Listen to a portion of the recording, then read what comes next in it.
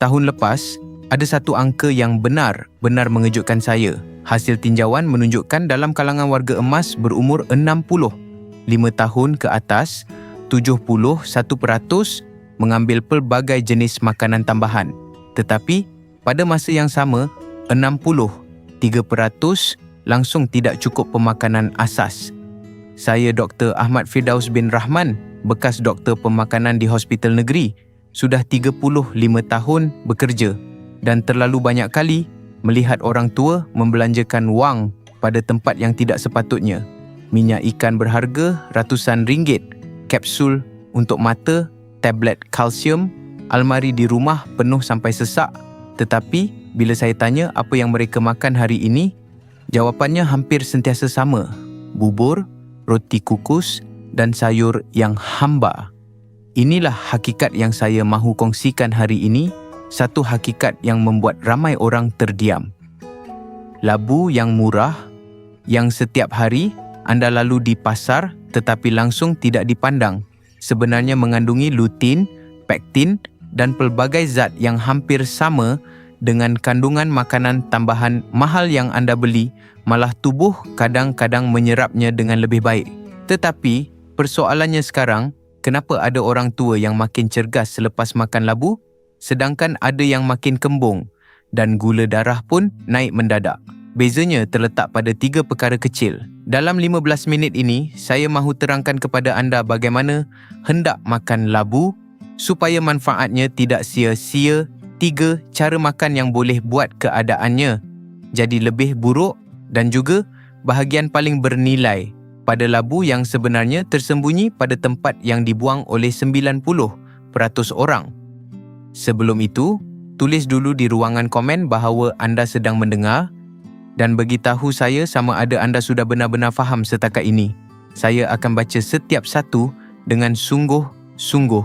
Baik, sekarang biar saya terangkan dulu 3 salah faham besar tentang labu yang ramai orang tua masih pegang sampai hari ini. Salah faham yang pertama, dan mungkin ketika ini pun ada yang masih percaya, ialah ramai pesakit kencing manis menyangka labu boleh terus menurunkan gula dalam darah. Ini satu fahaman yang bahaya. Bila labu dimasak lembut, kesannya pada gula darah boleh jadi tinggi, hampir setanding nasi putih. Kalau anda minum bubur labu tetapi dalam masa yang sama masih makan roti atau nasi dalam jumlah banyak, jangan hairan kalau bacaan gula tetap naik. Saya pernah jumpa seorang lelaki di Ipoh, namanya Encik Razak, umur 65 tahun. Dia dengar orang kata labu baik untuk kencing manis, lalu setiap pagi dia makan semangkuk besar bubur labu bersama 2 ketul roti kukus.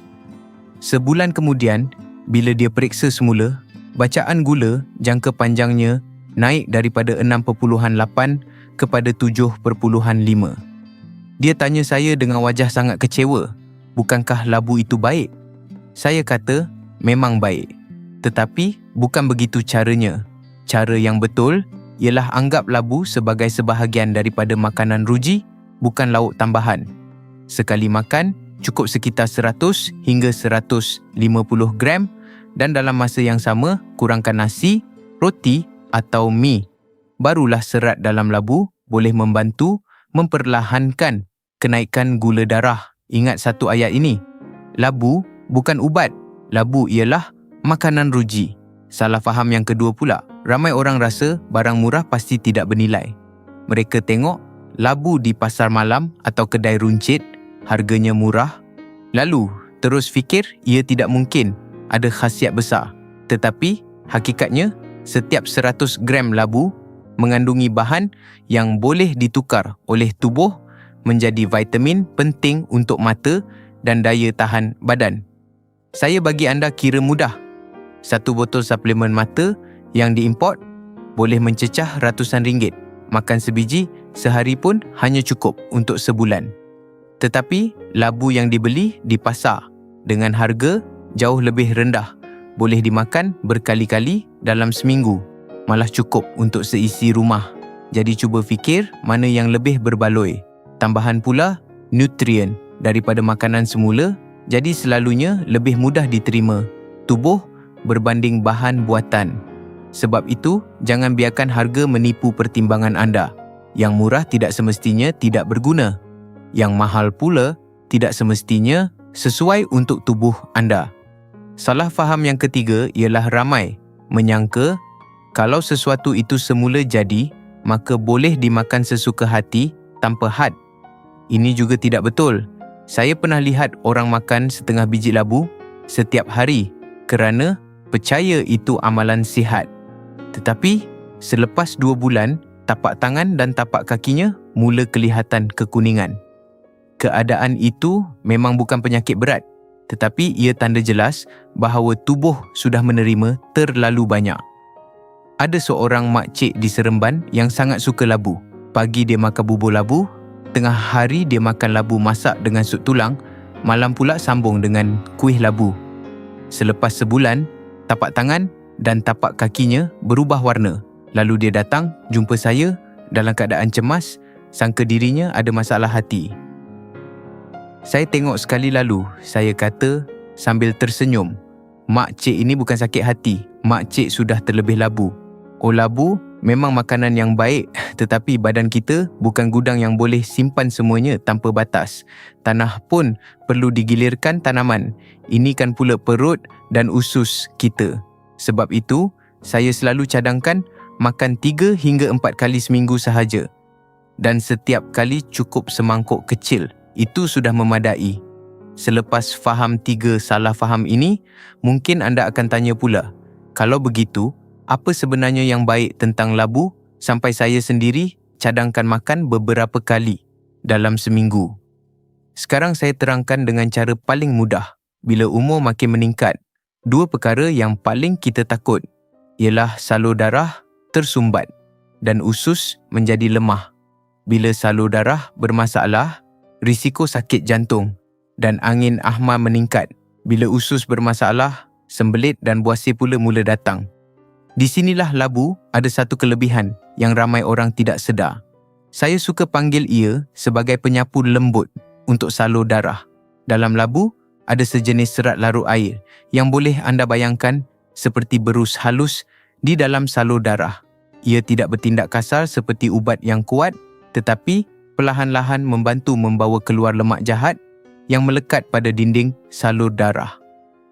Seorang bekas rakan sekerja saya di Alor Setar, namanya Encik Hamdan, umur 67 tahun, pernah diberitahu bahawa bacaan lemak darahnya agak tinggi.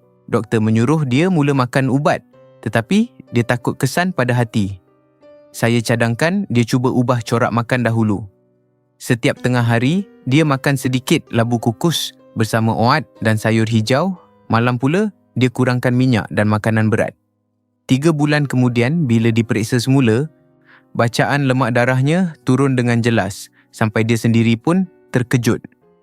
Di situlah saya semakin yakin bahawa menjaga salur darah bukan semata-mata bergantung pada ubat kuat, tetapi juga bergantung pada apa yang kita masukkan ke dalam mulut setiap hari. Labu mungkin murah, tetapi tubuh yang sihat nilainya jauh lebih besar.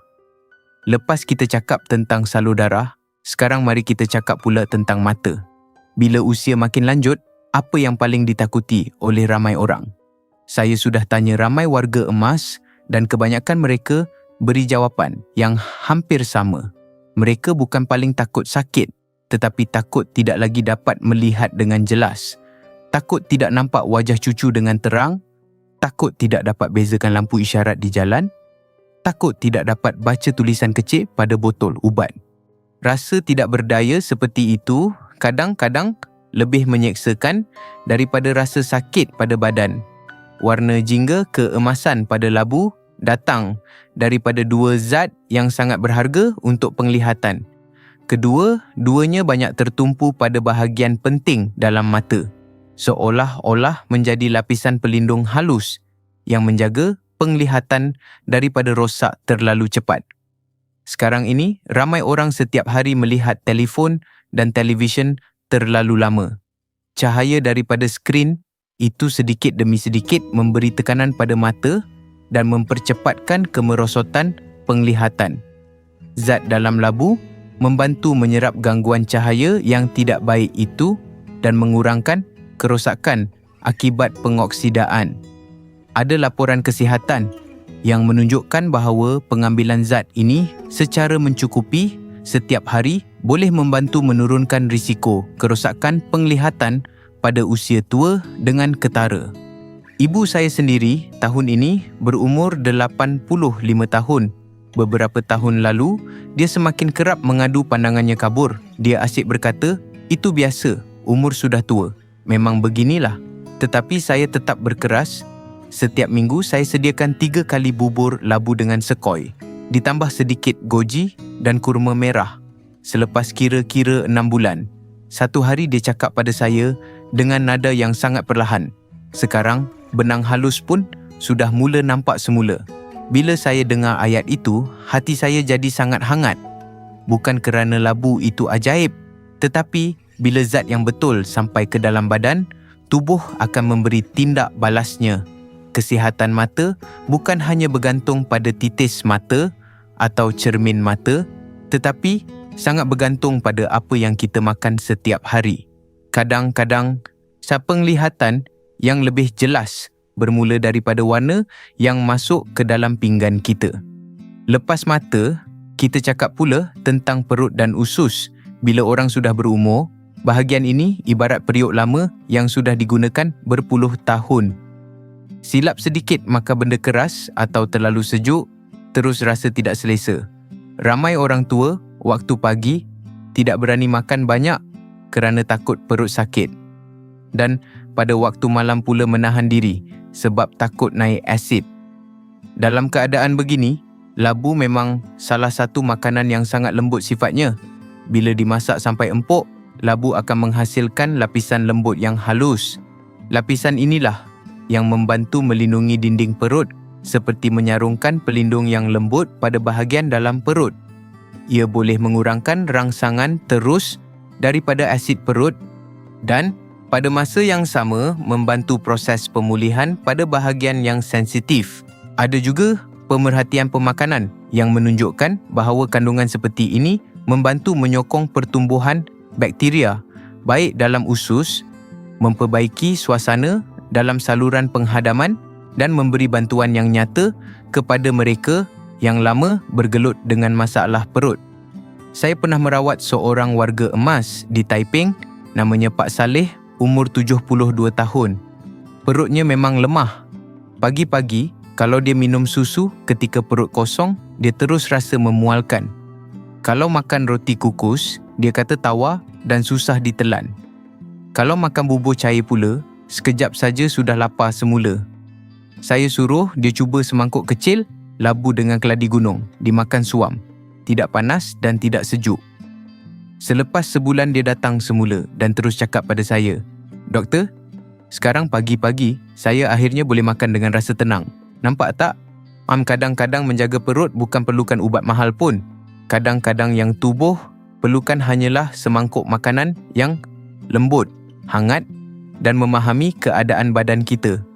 Sampai di sini, mungkin anda mula terfikir, kalau labu memang baik, bagaimana caranya untuk makan supaya manfaatnya jadi lebih terasa? Jangan risau. Sekarang saya mahu kongsikan 3 pasangan terbaik yang sangat serasi dengan labu. Orang lama selalu percaya, bahan yang baik kalau dipadankan dengan betul, kesannya boleh jadi lebih kuat dan lebih seimbang. Labu juga begitu. Ia ada 3 pasangan yang sangat sesuai dan setiap satu ada kelebihan yang berbeza. Pasangan yang pertama ialah labu dengan sekoi. Saya suka panggil gabungan ini sebagai bubur emas untuk perut. Kenapa saya cakap begitu? Sebab satu membantu menguatkan perut, satu lagi membantu menenangkan dalam badan. Bila dua-dua ini digabungkan, rasanya seperti saling melengkapi. Sekoi bersifat lembut, mengandungi zat yang membantu menenangkan lapisan perut dan mengurangkan rasa pedih akibat angin atau asid berlebihan. Labu pula teksturnya halus, seratnya lembut dan sangat baik untuk membantu pencernaan bergerak dengan tenang. Bila 2 bahan ini dijadikan bubur, hasilnya memang sangat sesuai untuk warga emas yang perutnya mudah sensitif, cepat kembung atau susah hadam. Dari sudut pemakanan moden pun ada penjelasannya. Kandungan dalam sekoi, bila bertemu dengan karbohidrat semula, jadi daripada labu, membantu badan menghasilkan rasa lebih stabil, emosi lebih tenang dan tidur juga boleh jadi lebih baik. Cara membuatnya mudah saja. Nisbah sekoi dan labu lebih kurang 2:1. Rendam sekoi sekejap dan kemudian potong labu kecil-kecil dan masak bersama sampai lembut. Bila sudah jadi bubur yang pekat dan halus, itu sudah cukup. Tidak perlu tambah gula kerana manis semula jadi labu sudah memadai. Saya sendiri sekurang-kurangnya 2 kali seminggu akan minum semangkuk pada waktu pagi. Kesan yang saya rasa sangat jelas, badan lebih ringan dan fikiran lebih stabil sampai ke tengah hari. Pasangan yang kedua ialah labu dengan bunga lili. Gabungan ini saya paling suka cadangkan kepada orang tua yang susah tidur, mudah gelisah dan hati selalu rasa tidak tenang. Bunga lili memang terkenal sebagai bahan yang membantu menenangkan jiwa, manakala labu pula membantu perut supaya lebih selesa. Satu, menjaga bahagian dalam perut. Satu lagi, membantu hati rasa lebih lapang. Ramai warga emas sebenarnya bukan tidak mengantuk, tetapi badan mereka tidak benar-benar tenang. Perut rasa tidak selesa, dada rasa panas, hati rasa serabut, jadi tidur pun tidak lena. Sebab itu gabungan ini sangat berguna.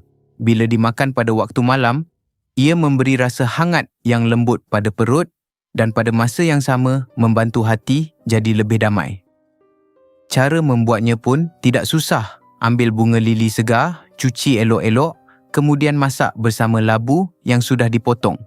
Bila kedua-duanya sudah lembut, lenyek sampai halus dan kalau perlu, letak sedikit sahaja madu untuk bagi rasa lebih enak. Makan atau minum semasa masih suam. 3 kali seminggu selepas makan malam pun sudah baik. Jangan terlalu manis kerana terlalu banyak manis boleh buat badan rasa panas pula. Saya ada seorang pesakit di Melaka yang ikut cara ini selama sebulan. Sebelum itu dia kerap terjaga 4-5 kali setiap malam. Tetapi selepas diamalkan dengan sabar, dia mula boleh tidur 5 atau 6 jam tanpa terjaga. Itu bagi saya satu perubahan yang sangat besar. Pasangan yang ketiga ialah labu dengan walnut. Gabungan ini sangat sesuai untuk orang yang mula rasa ingatan semakin perlahan, tindak balas tidak secepat dulu atau kepala selalu rasa berat dan tidak segar. Ramai orang tahu walnut baik untuk otak, tetapi kenapa saya kata ia lebih baik bila dimakan dengan labu? Sebab zat lemak baik dalam walnut lebih mudah digunakan oleh badan bila ada sokongan daripada makanan lain yang sesuai. Labu pula memberi karbohidrat yang lembut dan mudah diterima tubuh, di samping membawa zat berwarna jingga yang membantu menjaga salur darah ke otak.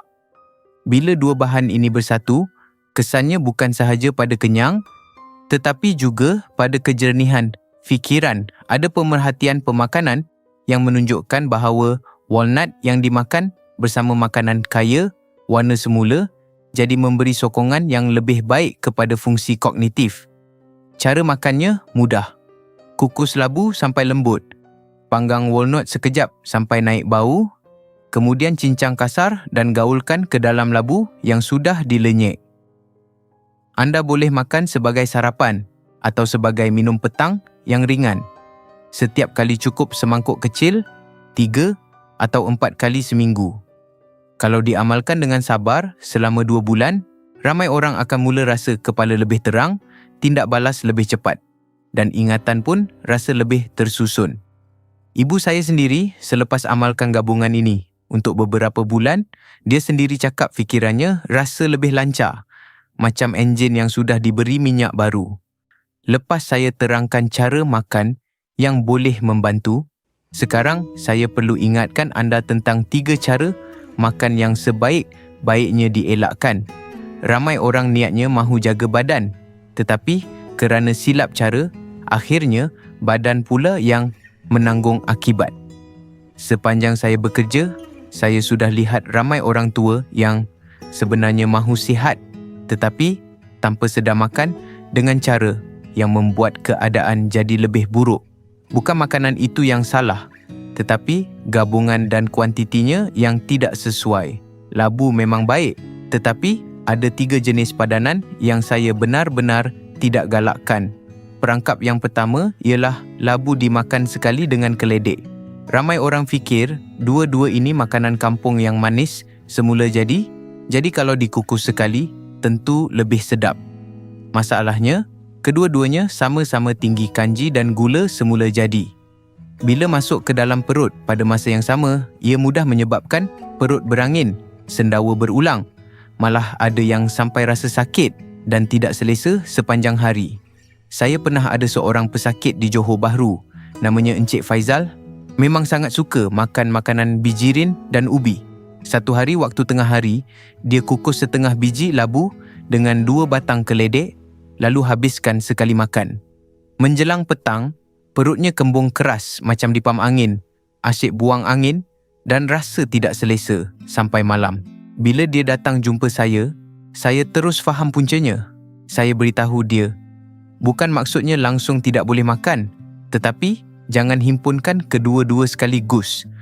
Hari ini makan labu, esok makan keledek.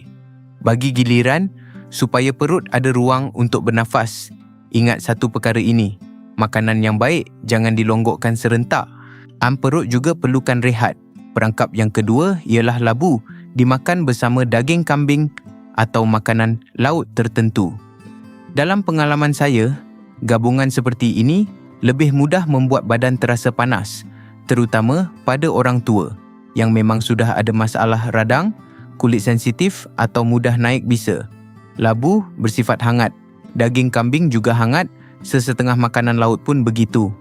Bila semua ini bertemu dalam satu hidangan, badan yang lemah mudah memberi reaksi yang tidak selesa.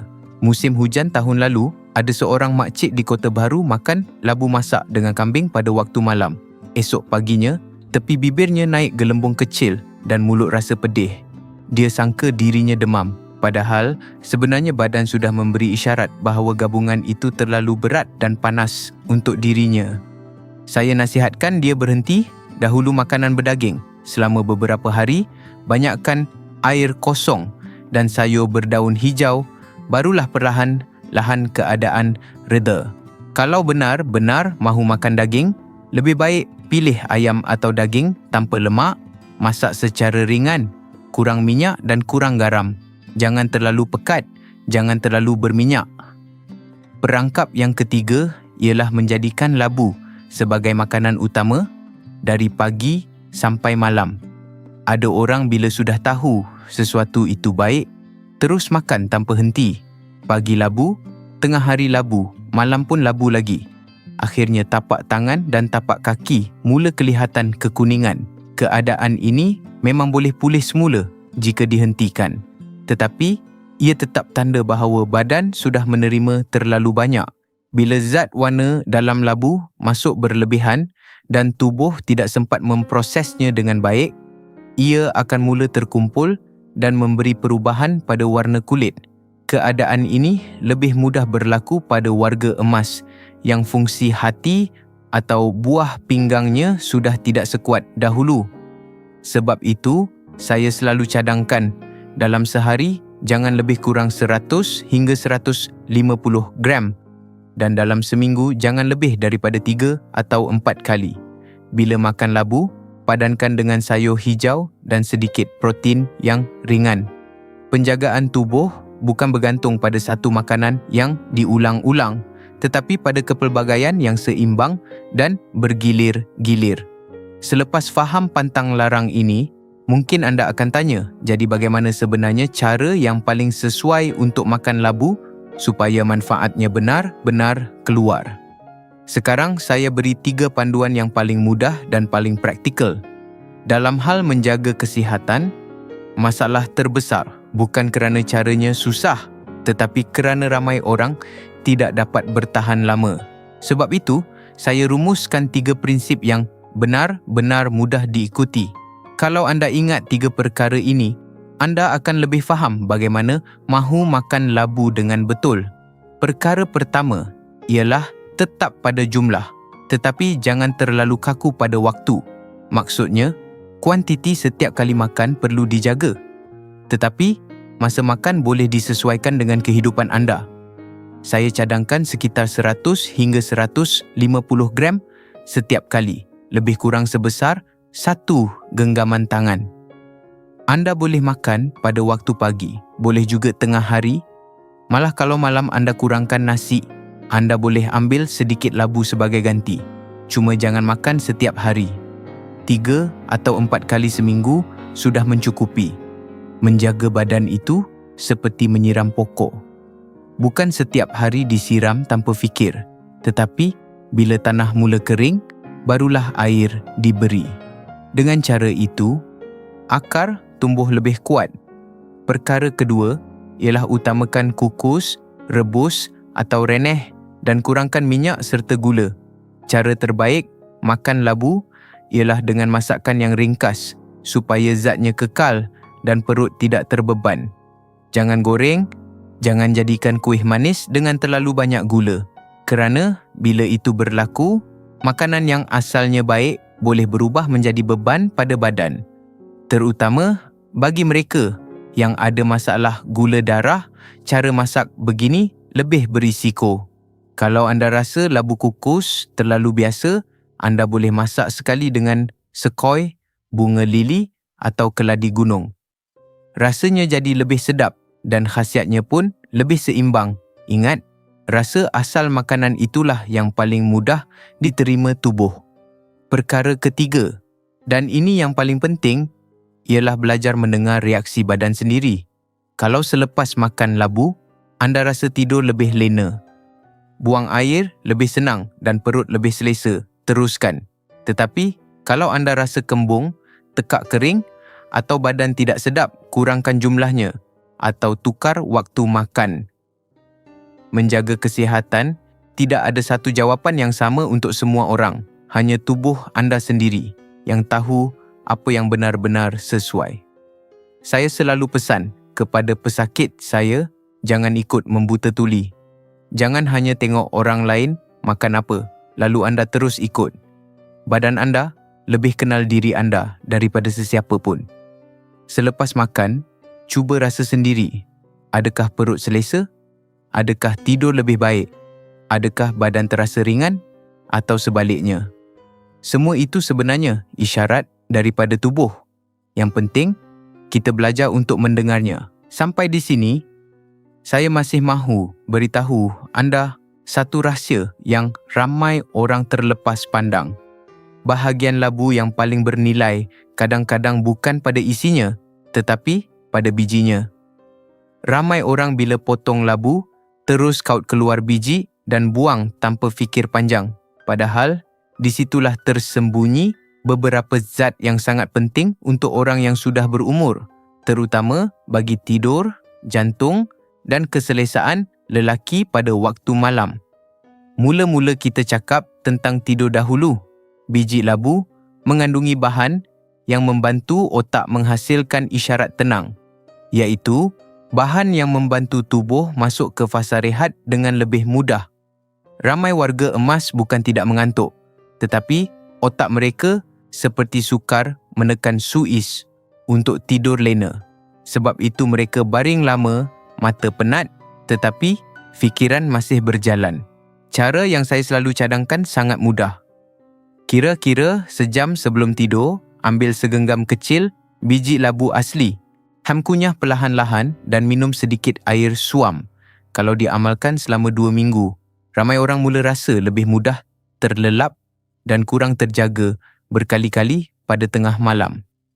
Saya ada seorang pesakit lama di Sungai Petani, umur 75 tahun. Sebelum ini, hampir setiap malam bangun 5 atau 6 kali. Selepas dia cuba cara ini dengan sabar, sekarang dia boleh tidur dari sekitar pukul 10 malam sampai awal pagi tanpa terlalu banyak gangguan. Dia sendiri kata, itu tidur paling tenang yang dia rasa dalam hampir 10 tahun. Lepas itu kita cakap pula tentang jantung. Biji labu kaya dengan zat yang membantu merehatkan salur darah dan menstabilkan degupan jantung. Ia juga mengandungi lemak baik yang membantu menurunkan lemak jahat dalam darah. Ada pemerhatian kesihatan yang menunjukkan pengambilan makanan seperti ini secara sederhana setiap hari boleh membantu mengurangkan risiko masalah salur darah dan jantung. Biji labu mungkin bukan makanan mahal, tetapi nilai pemakanannya sangat baik. Mudah diperoleh dan jauh lebih mesra poket untuk ramai keluarga di Malaysia. Akhir sekali, saya mahu sentuh satu hal yang ramai lelaki berusia jarang suka ceritakan, iaitu masalah membuang air kecil yang makin kerap, rasa tidak puas dan tidur malam yang terganggu kerana perlu bangun berkali-kali. Biji labu mengandungi zat yang sangat berguna untuk menjaga fungsi normal bahagian ini. Ia memang bukan ubat, tetapi sebagai amalan harian, kesannya lembut dan berpanjangan.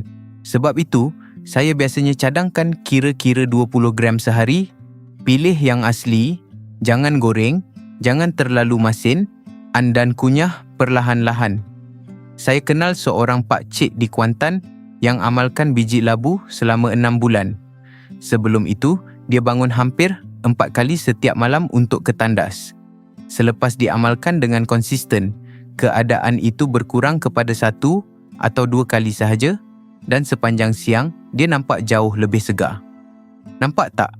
Dari isi sampai ke biji, labu sebenarnya penuh dengan manfaat. Isinya membantu perut dan mata. Bijinya pula membantu hati jadi tenang dan badan terasa lebih stabil. Kalau anda sudi menghargainya, makanan sederhana ini boleh menemani anda untuk waktu yang sangat lama. Lepas semua yang saya kongsikan ini, saya mahu gunakan sedikit masa terakhir untuk bercakap dari hati ke hati. Musim hujan tahun lalu, seorang lelaki berumur 78 tahun datang berjumpa saya di Kuala Terengganu. Namanya Pak Hamid, bekas pekerja kilang. Isterinya sudah lama meninggal dunia dan dia tinggal seorang diri. Dia cakap pada saya, "Doktor, saya bukan takut mati. Saya cuma takut sebelum mati, nanti saya sudah tidak nampak apa-apa, tidak mampu buat apa-apa dan hidup tanpa maruah." Penglihatannya memang semakin lemah, jantungnya pun tidak begitu kuat. Tetapi dia enggan mengambil terlalu banyak ubat kerana tidak mahu membebankan anak-anak dan kosnya pun tinggi. Bila saya dengar itu, hati saya memang terasa berat. Saya cakap pada dia, "Apa kata kita cuba ubah melalui makanan dulu?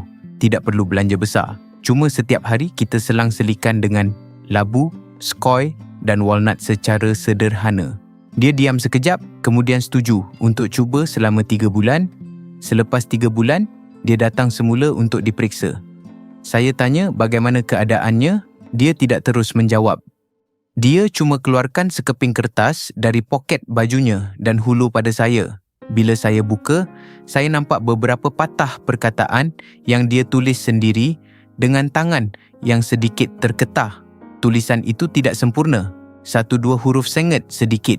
Tetapi dia senyum malu, lalu berkata, "Mata saya masih belum betul-betul terang, tapi jauh lebih baik daripada dulu.